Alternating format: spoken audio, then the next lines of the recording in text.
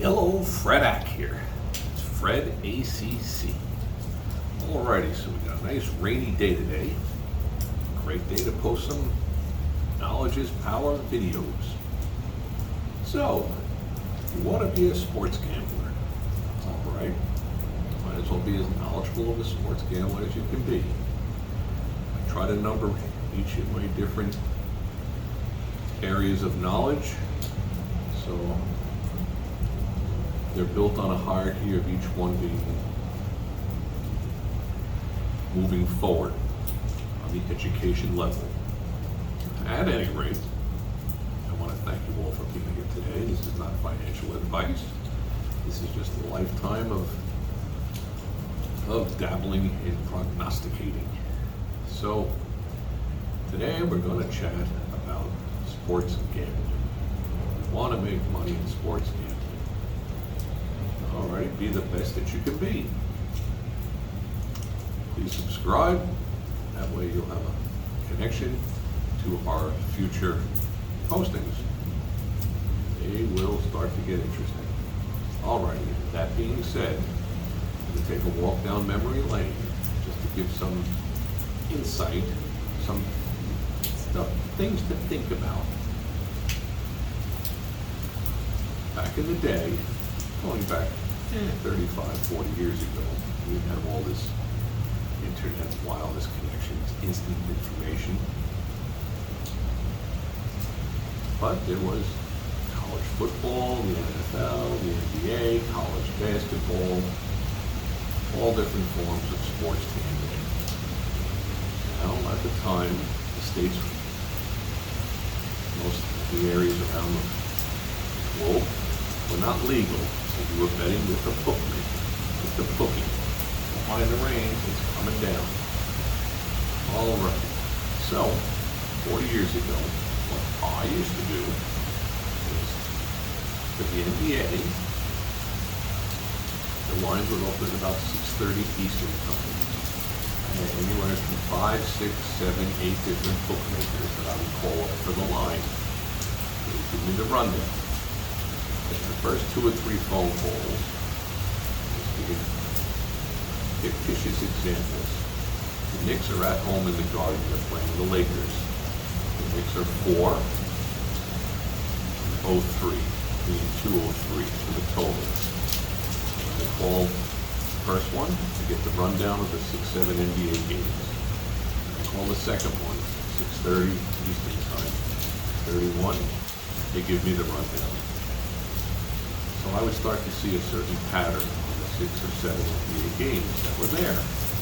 Now, on the 3rd or 4th phone call, if I spotted what I thought was a hole in the line, meaning it was off by a decent amount, let's say this particular bookmaker had the Knicks favored 2 and 0-2 for the total, which means I could take the Knicks laying 2, or I could take the Lakers +2.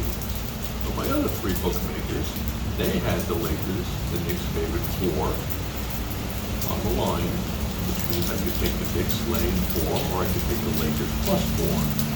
So when I spotted that there was a both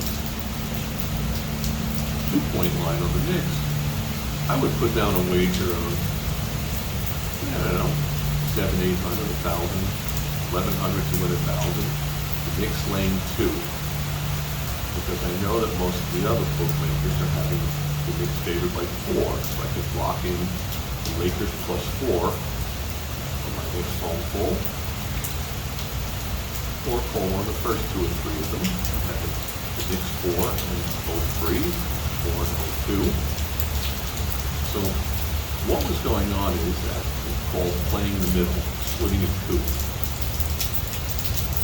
Playing in the middle. You're looking to catch both sides of the play. You're giving up 11 to 10, but think about it. You're taking the Lakers +4 for 1,100 to win 1,000, and you're taking the Knicks -2 for 1,100 to win 1,000. You're risking $100. The Knicks win by 10 or 15. The Lakers win outright. One is a win, one is a loss. So you're going to definitely lose one of the bets for $100. Or if the Knicks win by 2 or by 4, then you would push on one and you would win on the other bet. So you would be profitable by $1,000. If the Knicks were to win by 3, which I call the magic number, you'd win both bets. You would pick up $2,000. Now, whether it's the NBA, college basketball, for those of you that have played, dabbled, prognosticated, wagered a couple of quid, you'll know that quite often the line is usually very, very accurate down to the last 8-10 seconds of the game, very close to the point spread, which is what you were looking for when you were playing the middles. Now, naturally, if you had Evansville against Drake, you find a line, most of them are at 14. You give someone else that Evansville is favored by 12, and you open up a play on the 12, you take Evansville for 550 to win 500 on Evansville laying 12, and you're going to play back the other side, Drake plus 14 for 550 to 500. You're risking $50 for bidding, or you can catch the outside, the 12 and the 14, or the magic number being 13, which you win both bets. Be that as it may, a 2 and a 4 is a much stronger middle to play than a 16 and an 18 college basketball game, because teams that are favored by 18, they might be able to win by 26, they might win by 11. The chances of it being very close to the point spread is not as strong as something close to, let's say, 1 and 3, 2 and 4, if that makes any sense. Believe it or not, over time you would be profitable. You had a 2 and a 3.5. So if you were laying 2 on the favorite and taking 3.5 on the underdog, at 11 to 10, with the magic number being 3, you win both bets. You're losing the push on the 4 spot. If it's not there, you push on 2. Once again, if you need to replay this to understand it or ask any questions, by all means do so. Now we're going to bring this forward to how this has an impact on you, the everyday player. Due to the general mechanics of the internet and the speed of updates of information, the line is going to be pretty accurate all around the country. Still, if you think about it, you're able to connect with a local bookmaker, and I'm sure they probably exist because the bookmaker offers you the ability to gamble, to wager, without putting up the money. Whereas at any of the sports books that are run by the state, they're going to want you to have the money. They're not going to accept your bet on a verbal. They're going to want you to put the money up. So, the way that it works is that if you have a bookmaker that's, let's just say, in New York area, there's a tendency of the locals to play their local teams, whether it be the Knicks or the New York Giants. Whereas you might actually have the possibility to have a minor deviation in the betting line from the local area to the nationwide line. At any rate, with that being said, basketball, the line playing the middle is very different than it is in football. In football, 3, 7, 4, critical numbers. Nobody likes to move off of 3. Go to 3.5, they'll change the amount wagered. It won't be 11 to 10. They'll move it up to 125. If you lay 125 to win 100, or you bet 100 to make 110. They adjust the betting amount. But they don't want to move off 3 because 3, 3.5, they can get squeezed on both sides and have to pay on the push, and people are winning on taking the 3.5. So, trying to keep this from getting too confusing for the average punter out there. Now, how does this move forward to where we're coming to? Well, November is the college basketball season. There's a certain tendency in sports gambling that the smart money follows the smart money. So when you see, let's say, Evansville at home against Drake and they're favored by 14, and the line drops precipitously quickly down to like 11, 12, 11 and a half, 11, and you see it's down to 10, that means everybody's betting on Drake. Everybody's taking the points. So the smart money is loading up. They see a glitch. They see an opportunity.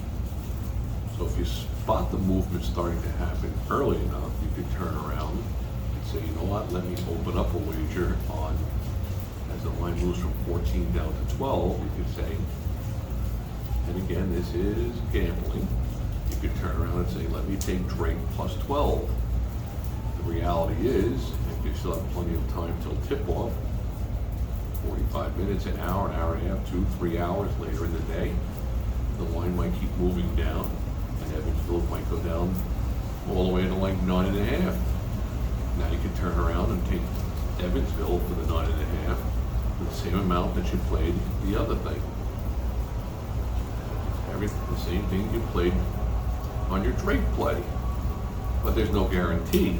So if you get close to game time and the line is still at 12, you have to make a decision. Do I want to sit on the bet or do I want to bet it the other way? Which, if you're getting 12 and you're laying 12, you're guaranteed to lose unless it lands on 12 and you get a push.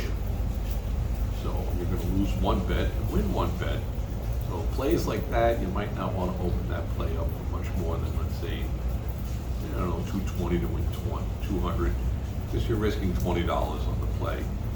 Whereas with a larger spread that's more guaranteed, sure, you could be getting 4 and laying 2 on the Indiana Pacers against the Boston Celtics in Indiana, laying 2 and getting 4. I'd want that for as much as I can lay down on it. 1,100 to win 1,000. Needless to say, back in the day, actually put a couple of bookmakers out of business. The best bookmakers to have were the homemade fake bookmakers. They were just playing bookie from home, answering the phone, taking bets from people, because their line didn't shift as quickly as the other ones that belonged to a line service. Those are the ones that were really cued in to line movements. And of course, there's always been Sharpies out there, Sharpies out in Las Vegas, all around the country, all around the world. Everybody's looking for an edge. The bottom line is that sports prognosticating is a difficult game, as we had mentioned in our earlier sports gambling, I think number 2. But I'm trying to put them in with the numbers so that there's a going forward, building on a hierarchy. Alrighty, so that being said, I'd like to thank you all for being here. May all your days be winning ones. Thanks.